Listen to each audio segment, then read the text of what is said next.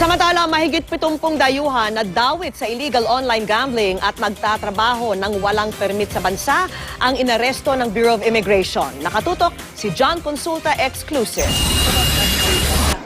Sa surveillance video na ito ng Intel Division ng Bureau of Immigration, makikita ang ilang mga dayuhan na nagtatrabaho sa tatlong palapag ng isang gusali sa Makati. Lahat daw walang working permit. Kanina, sabay-sabay na sinalakay ng mga operatiba ng BI Intel Division ang tatlong palapag ng target na gusali. Huli sa akto ang may 73 dayuhan mula China, Taiwan, Indonesia, Malaysia, Amerika, Australia, Singapore at Korea habang subsob sa pagtatrabaho. Sa kanilang mga computer monitor, bumungad ang kanilang pinagkakaabalahan, illegal online gambling at betting na nag-ooperate sa iba't ibang bansa.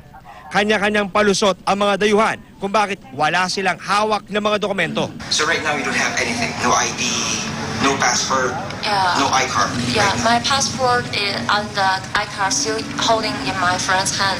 He connect me with my school. No papers. We just want to find out. I if you have don't papers. want to reply. Please get away this. Pero sa pag-iimbestiga ng immigration, lumabas na ang hawak na dokumento ng karamihan, tourist visa. Sa tip na nakuha ng immigration, nagpapanggap ng mga empleyado ng isang call center sa ilalim ng kumpanyang Super 7 Ventures ang mga dayuhan.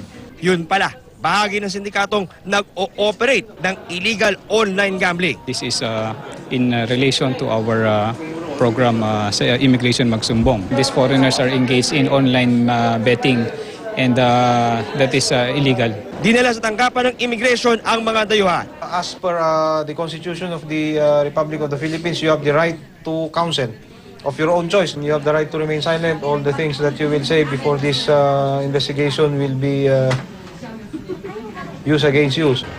Sa oras na matapos ang verification process ay agad naman gagawin ang deportation procedures para agad maibalik sa kanilang mga bansa ang mga naarestong mga dayuhan.